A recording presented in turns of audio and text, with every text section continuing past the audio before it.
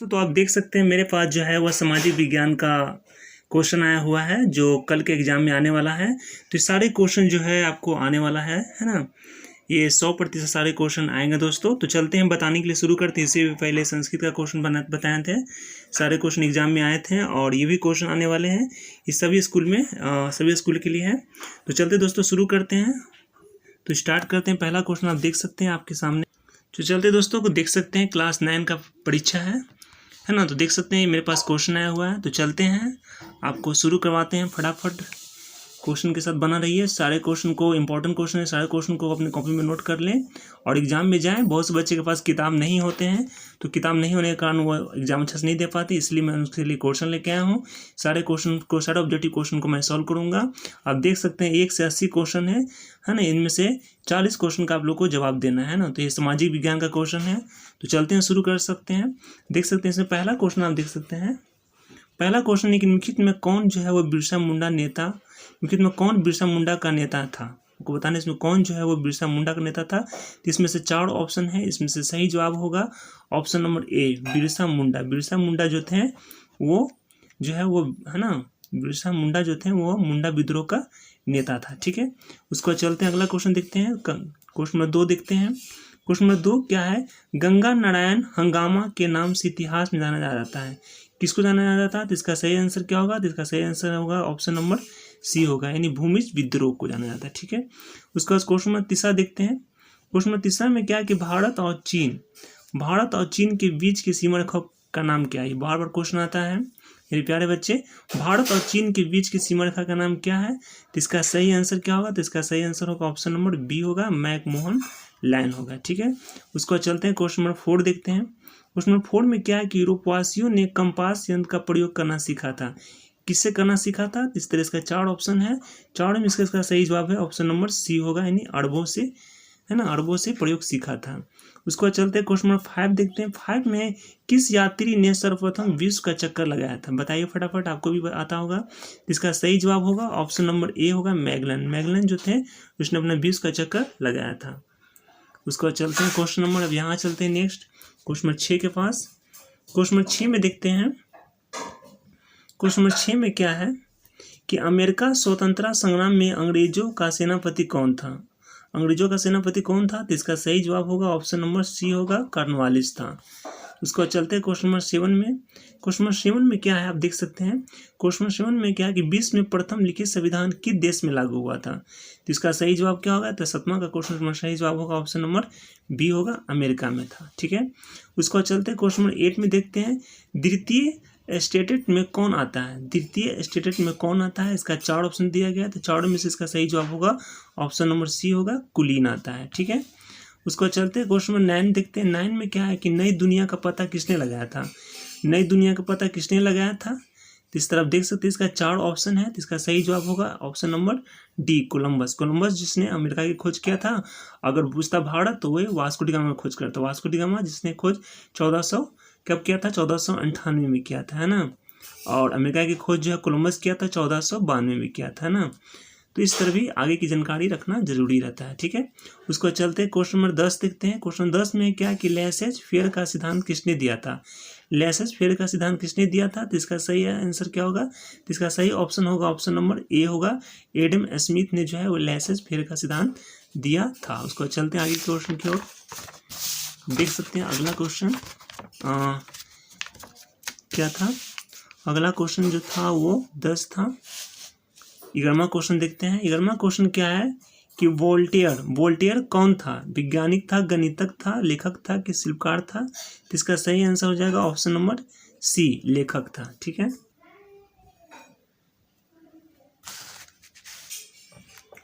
उसको चलते हैं क्वेश्चन नंबर 12 में देखते हैं। रूसो समर्थक था।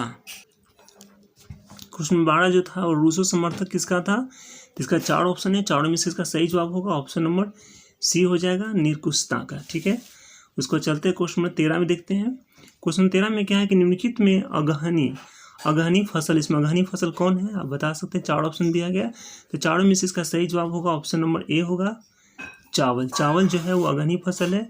इसी तरह बहुत से रबी फसल खरीफ फसल भी पूछते हैं। रबी फसल पूछता है तो गेहूँ होता, और खरीफ फसल पूछता है तो चावल होता है। ठीक है, उसके बाद क्वेश्चन नंबर 14 देखते हैं। 14। 14 में क्या है कि अंतर्राष्ट्रीय श्रम संगठन का मुख्यालय कहाँ था, तो अंतर्राष्ट्रीय श्रम संगठन का मुख्यालय जो है कहाँ था, तो इसका सही ऑप्शन हो जाएगा ऑप्शन नंबर बी, जिनेवा हो जाएगा। ठीक है, उसके बाद देखते हैं क्वेश्चन नंबर 15। 15 में है क्या कि जर्मनी को परास्त करने का श्रेय किस देश को है। जर्मनी को परास्त करने का श्रेय किस देश को है, तो इसका सही जवाब क्या होगा, ऑप्शन नंबर इसका सही जवाब हो जाएगा बी, यानी रूसों को। ठीक है, उसका क्वेश्चन नंबर 16 क्या है कि कौन सी संधि द्वितीय विश्व युद्ध, कौन सी संधि जो है वो द्वितीय विश्व युद्ध के लिए उत्तरदायी था, तो इसका सही आंसर क्या होगा, ऑप्शन नंबर बी होगा, वेस्टराय की संधि। ठीक है, उसके बाद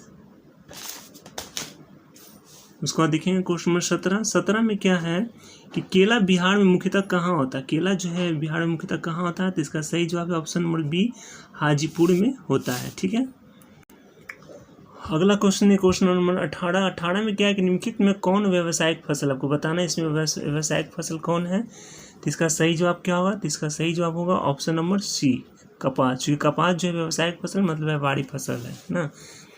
उसके बाद चलते हैं क्वेश्चन 19 में। 19 में क्या है, राष्ट्र संघ की स्थापना कब हुई थी, राष्ट्र संघ की स्थापना कब हुआ था, तो इसका सही ऑप्शन होगा ऑप्शन नंबर सी हो जाएगा 1920 में।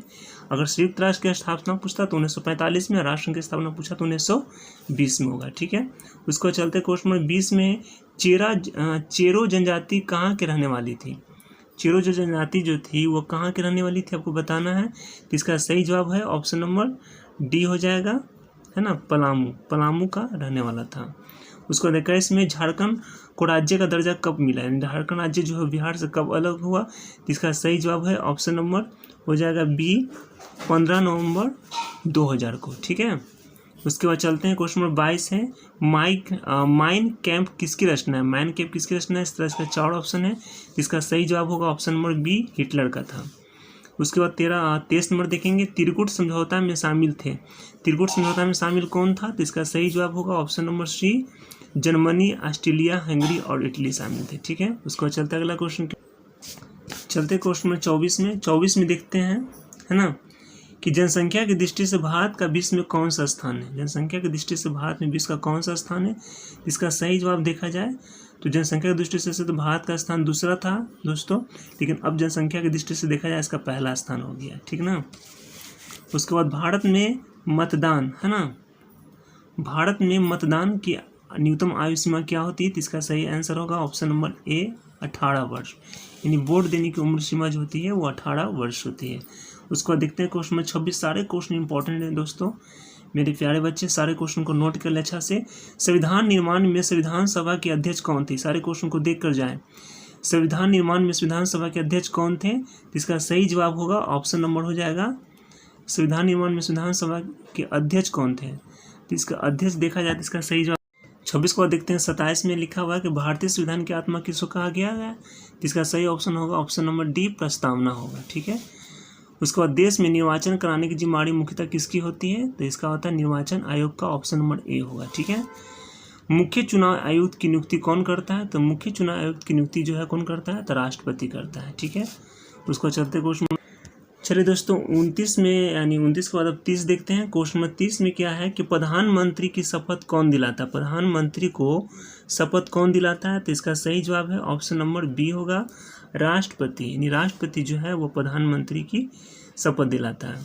उसी तरह 31 में देखते हैं, राज्य में कानून कौन बनाता है, राज्य में कानून कौन बनाता है, 4 ऑप्शन देख रहे हैं, मुख्य न्यायाधीश, विधानमंडल, मुख्यमंत्री, राज्यपाल, इसका सही जवाब कौन होगा, 31 का जो है इसका सही जवाब होगा ऑप्शन नंबर बी होगा, विधानमंडल होगा। ठीक है, उसको चलते क्वेश्चन नंबर 32 में क्या कि राष्ट्रपति को शपथ कौन दिलाता है, राष्ट्रपति को शपथ कौन दिलाता है, तो इसका 4 ऑप्शन है, चारों में से देखा जाए तो इसका सही जवाब होगा ऑप्शन नंबर सी होगा, भारत के मुख्य न्यायाधीश। उसके बाद चलते हैं क्वेश्चन नंबर 33 में दिया हुआ है कि राज्यसभा है, राज्यसभा क्या है, एक उच्च सदन, निम्न सदन, प्रतिनिधि सदन, क्षेत्रीय सदन, इसका सही जवाब क्या होगा, ए होगा, ऑप्शन नंबर ए। अगर लोकसभा का था तो निम्न सदन आता, राज्यसभा का था तो उच्च सदन आता। राज्यसभा के सदस्यों की संख्या पूछता तो इसके सदस्यों की संख्या कितनी होती है, इसके सदस्यों की संख्या कितनी होती है, तो इसकी होती है 245 होती है। ठीक है, अगर राज्यसभा के कार्यकाल पूछता तो इसका कार्यकाल जो है वो 6 वर्ष का होता है, कितना होता है, 6 वर्ष का होता है। ठीक है, अगर इसका 6 वर्ष का होता है, अगर इसका, है ना, अगर इसका राज्यसभा बनने का उम्र पूछता तो इसका उम्र कितना हो जाता, 30 वर्ष होता है। ठीक है, तो ये सभी याद रखना है मेरे प्यारे बच्चे। ये नहीं कि केवल क्वेश्चन को ही रट करना है, ये क्वेश्चन कभी कभी बदलते रहता है, चेंज भी होता रहता है। ठीक है, उसका चलते क्वेश्चन 34 में दोनों सदनों की संयुक्त बैठक की अध्यक्षता कौन करता है, तो इसका सही आंसर क्या होगा, तो इसका सही आंसर होगा ऑप्शन नंबर सी हो जाएगा, लोकसभा के अध्यक्ष करते हैं। उसके बाद 35 में मौलिक अधिकारों के रक्षक के रूप में कौन कार्य करता है, तो मौलिक अधिकारों के रक्षक रूप में कौन कार्य करता है, तो इसका सही जवाब होगा ऑप्शन नंबर डी हो जाएगा, सर्वोच्च न्यायालय करता है। ठीक है, डी के बाद उसके बाद देखते हैं 36 का। 36 में कि बिहार विधानसभा में सदस्यों की कुल संख्या कितनी होती है, इसका सही जवाब है ऑप्शन नंबर हो जाएगा ए 243। ठीक है, उसके बाद है क्या कि भारत में गणतंत्र दिवस मनाया जाता है। भारत में गणतंत्र दिवस कब मनाया जाता है, 4 ऑप्शन दिया गया है, तो इसका सही जवाब है ऑप्शन नंबर बी हो जाएगा, 26 जनवरी को मनाया जाता है। ठीक है, उसको चलते हैं क्वेश्चन नंबर 38 में क्या निम्नलिखित में कौन एक लोकतंत्र का सिद्धांत नहीं है, कौन एक लोकतंत्र का सिद्धांत नहीं है, इसका सही जवाब होगा ऑप्शन नंबर डी, असमानता। ठीक है, उसके बाद देख सकते हैं क्वेश्चन नंबर 39 में कि भारतीय संसद कितने सदनों से मिलकर बनती है, भारतीय संसद कितने सदनों से मिलती है, इसका सही जवाब होगा ऑप्शन नंबर बी, 2 सदनों से मिलकर बनती है। उसके बाद राज्यसभा के सदस्यों का कार्यकाल कितना वर्ष का होता है, तो इसका सही जवाब है ऑप्शन नंबर डी, 6 वर्ष, जो आपको पीछे बताया था। देखिए दोस्तों, पीछे सेम क्वेश्चन दे दिया उसी तरह का जिसने बताया था। कोई भी क्वेश्चन पढ़ना तो पूरी तरह से जानकारी रखिए ताकि आप हर परीक्षा में अच्छे नंबर ला सकते हैं। क्वेश्चन 41 में कि किस अनुच्छेद में मतदान का अधिकार दिया गया है, किस अनुच्छेद में मतदान करने का अधिकार दिया गया है, इसका सही जवाब है ऑप्शन नंबर डी हो जाएगा, अनुच्छेद 326 के तहत दिया गया है। ठीक है, उसको चलते क्वेश्चन नंबर 42 में है क्या कि लोकतांत्रिक अधिकारों का संरक्षक कौन होता है, लोकतांत्रिक अधिकारों का संरक्षक कौन होता है, तो इसका 4 ऑप्शन है, 4 में से इसका सही जवाब है ऑप्शन नंबर बी, न्यायिक पदाधिकारी, है ना, न्यायिक पदाधिकारी जो होते हैं अधिकारों का संरक्षण होते हैं। उसके बाद आप देख सकते हैं उसके बाद 43 में कि लोकसभा के सदस्य बनने के लिए न्यूनतम आयु कितनी होती है, जो अभी बताए थे, तो कितनी होती है, तो इसका उम्र जो है होता है 25 वर्ष, इसका सही जवाब है सी। भारत में 44 में भारत में लोकसभा चुनाव सामान्य होते हैं, कितने वर्ष पर होते हैं, तो इसका सही जवाब है ऑप्शन नंबर डी, 5 वर्ष। अगर लोकसभा का था तो 6 वर्ष, सॉरी राज्यसभा का था तो 6 वर्ष, और लोकसभा का रहा तो 5 वर्ष होगा। ठीक है, याद रखिएगा। क्वेश्चन 45 में कि निम्न में कौन उत्पादक है, कौन उत्पादक है, तो देखा जाए तो इसका सही जवाब है ऑप्शन नंबर डी, बढ़ई चूंकि लकड़ी बनाता है तो लकड़ी क्या उत्पादक है। उसके बाद 46 में है उत्पादन का निष्क्रिय साधन, उत्पादन का निष्क्रिय साधन क्या होगा, तो इसका सही आंसर होगा ऑप्शन नंबर डी, भूमि जो है वो एक निष्क्रिय साधन है। 47 में निम्न में कौन मानवीय पूंजी नहीं है, आपको बताना है, तो इसका सही जवाब है ऑप्शन नंबर सी होगा, कुशलता जो है वो मानवीय पूंजी नहीं है। उसको चलते क्वेश्चन 48 में देखते हैं कि जनगणना 2001 के अनुसार भारत की साक्षरता दर कितनी थी, तो इसका सही आंसर होगा, सही ऑप्शन होगा ऑप्शन नंबर डी, यानी 64.5% हो जाएगा। उसके बाद 49 में है गरीबी रेखा के नीचे रहना, इसका सही ऑप्शन होगा ऑप्शन नंबर बी होगा, गरीबी का सूचक कहलाता है। 50 में कि किसी देश की प्रमुख आर्थिक समस्या क्या होती है, प्रमुख देश की आर्थिक समस्या क्या होती है, तो इसका सही जवाब होगा ऑप्शन नंबर हो जाएगा डी, गरीबी तथा बेरोजगारी, है ना, किसी भी देश की आर्थिक समस्या होती है। 51 में क्या है कि छिपी हुई बेरोजगारी मुख्यतः पाई जाती है, किससे पाई जाती है, इसका सही जवाब होगा ऑप्शन नंबर ए, कृषि क्षेत्र में पाए जाते हैं। ठीक है, उसके बाद क्वेश्चन नंबर 52 है शीतकालीन कृषि किसे कहते हैं, तो इसका सही जवाब होगा ऑप्शन नंबर बी हो जाएगा, रबी को, क्योंकि रबी फसल जो होती है यानी गेहूँ जो होती है वो शीतकाल में ही, है ना, बोए जाते हैं। ठीक है, और ठीक है, उसके बाद क्वेश्चन नंबर देख सकते हैं 53 का। क्वेश्चन नंबर 53 का क्या है कि बिहार के कृषक मजदूर हैं, बिहार के जो मजदूर होते हैं वे कैसे होते हैं, अशिक्षित कि शिक्षित कि कुशल कि ज्ञानी, तो इसका सही जवाब क्या होगा, तो बिहार के कृषक मजदूर जो होते हैं वो कैसे होते हैं, तो ऑप्शन नंबर ए, अशिक्षित होते हैं यानी अनपढ़ होते हैं। उसको चलते क्वेश्चन नंबर 54 में कि निम्न में कौन गैर टिकाऊ वस्तु है, तो इसका सही जवाब होगा ऑप्शन नंबर ए, दूध, क्योंकि दूध जो है वो टिकाऊ वस्तु अधिक दिन तक नहीं टिकता है, इसलिए गैर टिकाऊ वस्तु है। ठीक है, 55 में है क्या कि निम्नलिखित में कौन उत्पादक वस्तु नहीं है, कौन उत्पादक वस्तु नहीं है, तो इसका सही जवाब होगा ऑप्शन नंबर डी सब्जी, है ना। उसके बाद क्वेश्चन नंबर 56 में देखा जाए कि निम्नलिखित में कौन उत्पादन का साधन है, कौन उत्पादन का साधन है, तो इसका सही जवाब होगा ऑप्शन नंबर सी श्रम, यानी श्रम मतलब मजदूर मेहनत जो करता है वो उत्पादन का साधन होता है, ठीक है। उसके बाद क्वेश्चन नंबर 57 में देखते हैं 57 में कि सबसे लंबी तटरेखा वाला राज्य कौन सा है, तो इसका सही जवाब होगा option number A Gujarat. Gujarat जो है वो सबसे लंबी तटरेखा वाला राज्य है। उसके बाद 58 देखते हैं कर्नाटक की राजधानी क्या है, तो कर्नाटक की राजधानी क्या होगा, तो इसका सही जवाब होगा ऑप्शन नंबर सी बेंगलुरु हो जाएगा, ठीक है। उसके बाद 59 देखते हैं भारत की मानक मध्य रेखा का मान कितना होता है, तो इसका सही जवाब होगा ऑप्शन नंबर सी 82.30 डिग्री। उसके बाद 60 में निम्नलिखित में कौन सी चोटी भारत में स्थित नहीं है, तो आपको बता दें कि माउंट एवरेस्ट जो चोटी जो है वो भारत में नहीं है, चूँकि यह नेपाल में है ना। इसे सागर माथा के नाम से भी नेपाल में जाना जाता है। इसकी ऊंचाई जो है वो 8,848 किलोमीटर है ना, ये भी याद रखिएगा, ठीक है। उसको चलते क्वेश्चन नंबर 61 में है सैडल चोटी की ऊंचाई क्या होती है, सैडल चोटी की ऊंचाई क्या होती है, तो इसका ऑप्शन नंबर कौन होगा, इसका सही जवाब होगा ऑप्शन नंबर हो जाएगा डी 732। उसके बाद 62 में चलते हैं बांग्लादेश में ब्रह्मपुत्र नदी को कहा जाता है, क्या कहा जाता है, तो इसका 4 ऑप्शन दिया गया है, चारों में से इसका सही जवाब होगा ऑप्शन नंबर ए जमुना को कहा जाता है। 63 में कि निम्नलिखित में कौन लवणीय झील है, कौन लवणीय झील है, तो इसका सही जवाब क्या होगा, तो इसका सही जवाब होगा ऑप्शन नंबर सी सांभर झील, है ना। सांभर झील जो है वो लवणीय झील है, ठीक है। उसके बाद क्वेश्चन नंबर 64 में चलते हैं गंगा नदी पर गांधी सेतु किस शहर के निकट अवस्थित है, तो इसका सही जवाब होगा ऑप्शन नंबर सी पटना में है गंगा सेतु नदी, ठीक है। उसके बाद मानसून में सबसे अधिक वर्षा होती है। मौसम देखते हैं कि भूटान की राजधानी कहाँ है, तो इसका देखा जाए तो इसका सही जवाब क्या होगा, भूटान की राजधानी क्या है, तो इसका सही जवाब होगा ऑप्शन नंबर बी होगा थिम्पू हो जाएगा, ठीक है। उसके बाद क्वेश्चन नंबर 68 में श्रीलंका की आकृति कैसी होती है, इसका 4 ऑप्शन है, तो चारों में से इसका सही जवाब होगा ऑप्शन नंबर बी अंडाकार होती है, ठीक है। उसके बाद सिंधु नदी बहती है, आपको बताना है, तो सिंधु नदी किस की दिशा की ओर बहती है, तो इसका सही जवाब क्या होगा, तो इसका सही जवाब होगा ऑप्शन नंबर बी उत्तर से दक्षिण बहती है। उसके बाद 70 में है कि मानचित्र के पैमाने पर हर वक्त क्या करता है, तो इसका सही जवाब होगा ए सतह की दूरी करता है। उसका 71 में है ना कि क्षेत्र में जाकर इकट्ठे किए गए आंकड़े क्या कहलाते हैं, किसी क्षेत्र में जाकर इकट्ठे किए गए आंकड़े क्या कहलाते हैं, इसका सही जवाब है ऑप्शन नंबर बी प्राथमिक आंकड़े कहलाते हैं। उसी तरह 72 में निम्नलिखित में कौन परमाणु ऊर्जा केंद्र है, तो इसका सही जवाब होगा ऑप्शन नंबर ए कैगा जो है वह परमाणु ऊर्जा केंद्र है। उसके बाद क्वेश्चन नंबर 73 देख सकते हैं। 73 में क्या है कि हिरोशिमा अवस्थित है, हिरोशिमा कहाँ अवस्थित है आपको देख सकते हैं, 4 ऑप्शन है, तो चारों में से इसका सही जवाब है जापान में जो है वो हिरोशिमा अवस्थित है।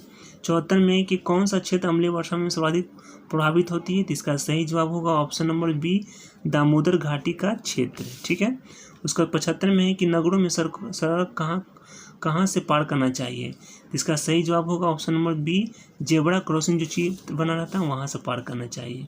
उसके बाद 76 में है क्या कि कोसी नदी नेपाल में किस नाम से जाना जाता है, तो इसका सही जवाब होगा ऑप्शन नंबर सी सप्त कोसी नदी के नाम से जाना जाता है। 77 में कि श्रम का पारिश्रमिक कहलाता है, क्या कहलाता है, तो इसका ऑप्शन नंबर होगा बी मजदूरी कहलाता है। 78 में निम्नलिखित में कौन पूंजी है, तो इसका सही जवाब होगा ऑप्शन नंबर बी किसान का हल। दोस्तों लास्ट 2 क्वेश्चन है, आप देख सकते हैं। 79 में है मनुष्य की मूलभूत आवश्यकता क्या है, तो इसका सही जवाब होगा ऑप्शन नंबर डी सभी हो जाएगा। और 80 में क्या है कि CGSY योजना की शुरुआत कब की गई थी, तो इसका सही जवाब होगा ऑप्शन नंबर बी 1999 में किया गया था। इस तरह दोस्तों देख सकते हैं मैंने जो सामाजिक विज्ञान का सारे क्वेश्चन को सॉल्व कराए हैं दोस्तों। अब कहने की बात है दोस्तों कि हर एग्जाम में हर स्कूल में जो है क्वेश्चन जो होते हैं प्रश्न जो होते हैं क्वेश्चन जो होते पेपर जो होते हैं वो अलग अलग होते हैं। तो दोस्तों मैंने ये क्वेश्चन हमको मिला था और मैंने ये क्वेश्चन कराया। अब देखना है कि किस स्कूल में आता है ये क्वेश्चन, किस स्कूल में लड़ता है ना, क्योंकि मैंने इससे पहले बहुत से क्वेश्चन बनाए जो हर स्कूल में लड़े हैं। अब देखिए कि ये स्कूल में आपको अगर आता है कि नहीं आता है, ना आता है तो निराश की बात नहीं है, अगर आता है तो बहुत अच्छी बात है ना, क्योंकि हर स्कूल में जो है क्वेश्चन अलग अलग अभी इस साल आ रहा है, ठीक है। तो दोस्तों चलते हैं, अगला वीडियो में फिर मिलेंगे। राधे राधे, कृष्ण कृष्ण, आपका एग्जाम अच्छा हो, बेस्ट ऑफ लक, ये मेरा आशीर्वाद है। घबराने की ज़रूरत नहीं जो दोस्तों, क्योंकि ये त्रैमासिक परीक्षा है, ये कोई आपका फाइनल नहीं है। जो आता है टिक मारे, अच्छा से लिखे, करवाने की ज़रूरत नहीं है। ठीक है।